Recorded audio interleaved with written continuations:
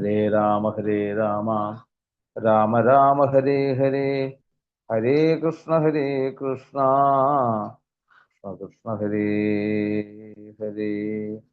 ഗോവിന്ദനാമ സങ്കീർത്തനം, ഗോവിന്ദ ഗോവിന്ദ. തിരക്ക് പിടിച്ചിട്ടുള്ള യാന്ത്രികമായിട്ടുള്ള ജീവിതമാണ് ഈ കലികാലം എന്ന് പറയുന്നത്. ആ കലികാലത്ത് നമ്മളുടെ മനോഭാവത്തെയൊക്കെ ഒന്ന് തിരിച്ചു വിടുവാനും, അതുപോലെ തന്നെ എല്ലാം മാറ്റി നിർത്തിക്കൊണ്ട് കുറച്ചു നേരത്തേക്ക് നമുക്ക് സജ്ജനങ്ങൾക്കെല്ലാം കൂടി ഒരുമിച്ചിരുന്നു കൊണ്ട് ഈശ്വര വിചാരം ചെയ്യാൻ സാധിക്കുന്നത് ഈ പ്രപഞ്ചത്തില് പല ദിക്കുകളിലായിക്കൊണ്ട് ഭക്തന്മാർ പല തരത്തിലുള്ള അനുഷ്ഠാനങ്ങൾ ചെയ്യുന്നവിടെ, വ്രതങ്ങളായിട്ടും അതുപോലെ തന്നെ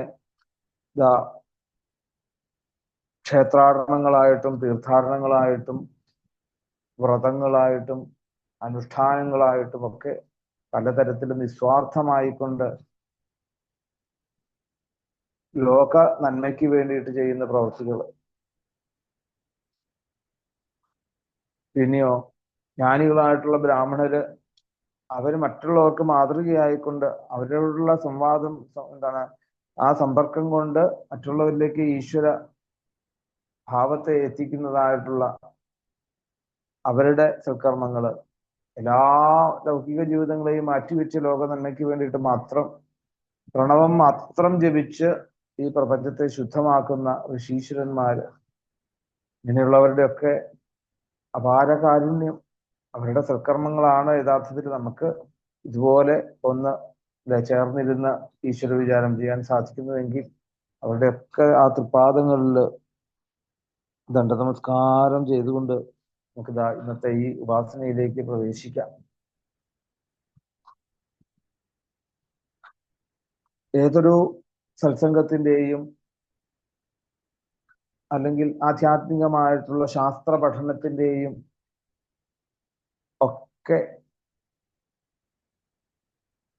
പ്രധാനമായിട്ടുള്ള ഉദ്ദേശം എന്നുള്ളത് ഈശ്വര ഭാവത്തെ മനസ്സിലാക്കാനും നമ്മളെ തന്നെ അറിയുക. അതാണ് ഈശ്വര ഭാവത്തെ അറിയുക എന്ന് പറഞ്ഞാൽ നമ്മൾ തന്നെ ഈശ്വരനാണ് എന്നുള്ളൊരു ബോധ്യത്തിലേക്ക് എത്തലാണ് യഥാർത്ഥത്തിൽ ആധ്യാത്മിക പഠനങ്ങൾ മുഴുവൻ. അപ്പോ നമ്മളുടെ ജീവിതത്തിൽ നമുക്ക് പലതും പല സാഹചര്യങ്ങൾ നമുക്ക് ഉണ്ടായാലും അത് വേണ്ട പോലെ പ്രാവർത്തികമായിട്ട് വരണമെങ്കിൽ അത് ആര് വിചാരിക്കണം, നമ്മൾ തന്നെ അത് നിരീച്ചാലേ സാധിക്കുകയുള്ളൂ എന്ന് പറയാണ്. ഓരോ നിമിഷങ്ങളിൽ പോലും നമ്മളുടെ ഉള്ളില് എന്തെന്നില്ലാത്ത അഹങ്കാരങ്ങൾ കുമിഞ്ഞുകൂടുകയാണ്. ശരി, നമ്മൾ പോലും അറിയാതെ നമ്മളുടെ ഉള്ളിൽ ഇങ്ങനെ അഹങ്കാരങ്ങൾ, നമ്മൾ പറയും എനിക്ക് അല്ലെ ലവലേശം പോലും ഞാനെന്ന ഭാവം ഇല്ല, അത് തന്നെ വലിയൊരു അഹങ്കാരമാണ് അല്ലെ. ആ പറയുമ്പോൾ തന്നെ എന്തൊരു അഹങ്കാരം ആലോചിച്ച് നോക്കൂ. അപ്പൊ ഇതുപോലെയാണ് നമ്മളുടെ ഓരോ കാര്യങ്ങളും, നമ്മളുടെ ആധ്യാത്മികമായിട്ടുള്ള പ്രവർത്തനങ്ങൾ പോലും നമ്മൾ എത്ര അഹങ്കാരത്തോടു കൂടിയാണ് നമ്മൾ ഓരോന്നും ചെയ്യുന്നതും പറയുന്നതും ഒക്കെ. വേണ്ട നിസ്സാര കാര്യം നമുക്ക് സൂചിപ്പിക്കാൻ നമുക്ക് അവകാശമുണ്ടോ എന്ന് ആലോചിച്ചാൽ മതി. അടുത്ത നിമിഷം ഇന്നതാണ് എന്ന് നമുക്ക് അറിയാൻ വയ്യാതെ നമുക്ക് എങ്ങനെയാണ് നമുക്കതിനെ അല്ലെങ്കിൽ അത് നമ്മൾ വിചാരിക്കുന്ന പോലെ ആ നിമിഷത്തെ കൊണ്ടുപോകാൻ സാധിക്കും എന്ന് നമുക്ക് ഉറപ്പുണ്ടെങ്കിൽ മാത്രമേ അല്ലേ നമുക്ക് പറയാൻ സാധിക്കുള്ളൂ. നമ്മൾ എന്തെങ്കിലും ഒരു ഉറപ്പിന്റെ മുകളിലാണോ നമ്മൾ എത്ര ഡിമാൻഡുകൾ നമ്മൾ ചെയ്യുന്നു? അതൊക്കെ അഹങ്കാരത്തിന്റെ വിഷയങ്ങളാണ്. നമ്മൾ വിചാരിക്കും നമുക്ക് ഒട്ടും അഹങ്കാരമില്ല, ഞാൻ ഇങ്ങനെ സാധാരണ അല്ലെ സുഖമായിട്ട് ഇങ്ങനെ ആരെയും വേദനിപ്പിക്കാതെ ദുഃഖിക്കാതെ ഒരു മൂലയിൽ ഇങ്ങനെ കഴിഞ്ഞു കൊടുത്തു എന്ന് പറയുന്നുണ്ട്. സത്യത്തില് അങ്ങനെയൊന്നും വിചാരിക്കുന്നത് പോലും വലിയ അഹങ്കാരം. അവിടെ ഏറ്റവും കൂടുതൽ അഹങ്കാരം ഉള്ളവര് അല്ലെങ്കിൽ അഹങ്കാരം ഉണ്ട് എന്ന് പറഞ്ഞുകൊണ്ട് ചെയ്യുന്നതൊക്കെ പിന്നെയും തെറ്റില്ലെന്ന് തോന്നുക. ഇതിപ്പോ അങ്ങനെയല്ല. അപ്പൊ നമ്മൾ ആലോചിക്കേണ്ടത്, നമ്മൾ ശരിക്ക് നമ്മളുടെ പ്രവർത്തികൾക്ക് മുഴുവൻ ആധാരമായിക്കൊണ്ട് നമ്മളുടെ ഉള്ളിലുള്ള കണ്ണനാണ് എന്ന് നമുക്ക് ഉറപ്പിക്കാൻ സാധിക്കുമെങ്കിൽ നമ്മൾ എന്തിനു വേവലാതിപ്പെടുന്നു? നമ്മൾ ഓരോ കാര്യങ്ങൾക്ക് വേണ്ടിയിട്ട് ടെൻഷൻ അടിക്കുകയാണ്. ശരി, അതൊന്നും ശരിക്ക് ഒരു നല്ലൊരു ഭക്തനെ സംബന്ധിച്ചിടത്തോളം എന്താണ് ഇതൊന്നും ബാധിക്കില്ല എന്നുള്ളതാണ്. ഒന്നങ്ങ് തീരെ എന്താണ് അവിടെ തന്നെ ഒന്നും, കാരണം എന്താണ് താനല്ല ഇതൊന്നും കൊണ്ടു നടക്കുന്നത് എന്ന് ഉറച്ച ഒരു ബോധ്യം ഉണ്ടെങ്കിൽ നമുക്കൊരിക്കലും ഒരു ടെൻഷൻ എന്നൊരു കാര്യമില്ല. സാധാരണ നമ്മള് ചെറിയ കാര്യത്തിൽ പോലും നമുക്ക് ടെൻഷൻ വല്ലാണ്ട് വരികയാണ്. അതെന്താ ഈ ടെൻഷൻ വരുന്നതിന്റെ പ്രധാന കാരണം വേറൊന്നുമല്ല, ഞാൻ കാരണം, അല്ലെ?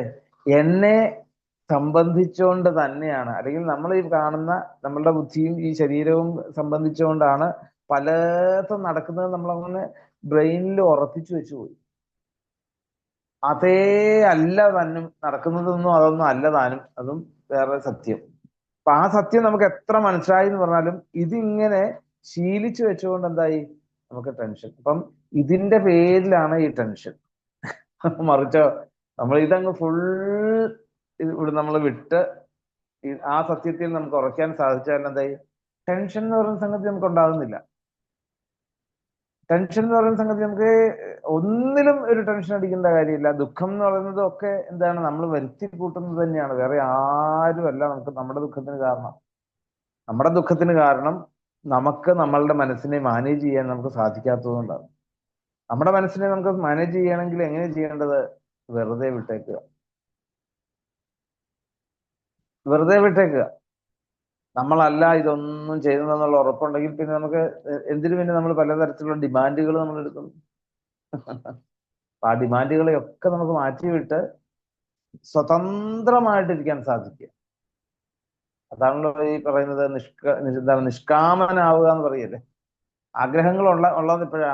ആഗ്രഹങ്ങൾക്ക് ആർക്കാ ആഗ്രഹങ്ങളുള്ളത്? ശരിക്ക് ശരീരികൾക്കേ ഉള്ളൂ ആഗ്രഹം, അല്ലേ? എങ്ങനെയുള്ള ശരീരികള്?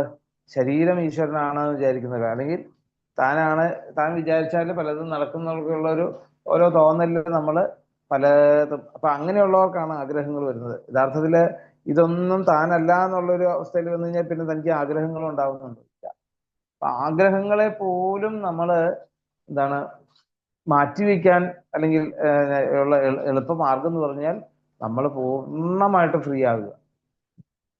പൂർണ്ണമായിട്ട് ഫ്രീ ആകുക. ആ ഭരതന്റെ കഥകളിലൂടെയൊക്കെ ഭരതൻ നമുക്ക് കാണിച്ചു തരുന്നത് പോലെയുള്ള ആ ജീവിത സാഹചര്യത്തിലേക്ക് നമുക്ക് എത്താൻ സാധിച്ചാൽ നമ്മളെ ഇതൊന്നും ബാധിക്കില്ല.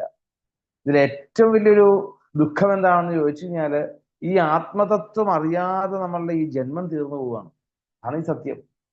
നമ്മള് ഈ മായയില് പെട്ട് കിടന്നിട്ട് നമ്മളെന്താണ് ഇതിന്റെ പുറകിൽ ഇങ്ങനെ പോയി പോയി പോയി പോയി പോയി പോയി പോയി ഒരു ദിവസം എന്തായി, ഇതോടുകൂടി അങ്ങ് കഴിയും. പിന്നെ വീണ്ടും അടുത്ത ജന്മത്തിന് കാരണമാകുകയാണ്. അപ്പൊ ആ ആത്മതത്വം എന്നുള്ളത്, അല്ലെങ്കിൽ യഥാർത്ഥമായിട്ടുള്ള ഈ ആനന്ദം എന്നുള്ളത് അനുഭവിക്കണമെങ്കിൽ നമ്മൾ പൂർണ്ണമായിട്ടും ഈ കാണുന്ന ലോകത്തിനോട് വിട്ടു നിൽക്കുക. അതേ നിവൃത്തിയുള്ളൂ. യഥാർത്ഥത്തില് ഈ ഒരു അവസ്ഥയാണ് നമുക്ക് ഈ ആധ്യാത്മിക പഠനങ്ങളിലൂടെയും സത്സംഗങ്ങളിലൂടെയും ഒക്കെ വേണ്ടത് ശരിക്കും. അപ്പൊ നമ്മൾ കുറച്ചെങ്കിലും നമ്മൾ ഒരു ശ്രമം എങ്കിലും നടത്താൻ നമ്മൾ തയ്യാറാവണം എന്ന് പറയുക. പൂർണ്ണമായിട്ടൊന്നും നമുക്ക് നടക്കില്ല. കാരണം വെച്ചാൽ സാഹചര്യങ്ങൾ പലതാണ്, അല്ലെ? നമ്മൾ വിചാരിച്ചാൽ പോലും ഇങ്ങോട്ട് വന്ന് കയറും എന്ന് പറയല്ലേ, എന്ന് പറഞ്ഞ പോലെ. എങ്കിലും ഒരു പരിധി വരെ നമുക്ക് നമ്മളുടെ ഈ സംസാരത്തിൽ നിന്നുമൊക്കെ നമുക്കൊന്ന് സ്വയം മോചിച്ച് ഇരിക്കാൻ നമുക്ക് സാധിക്കുമോ?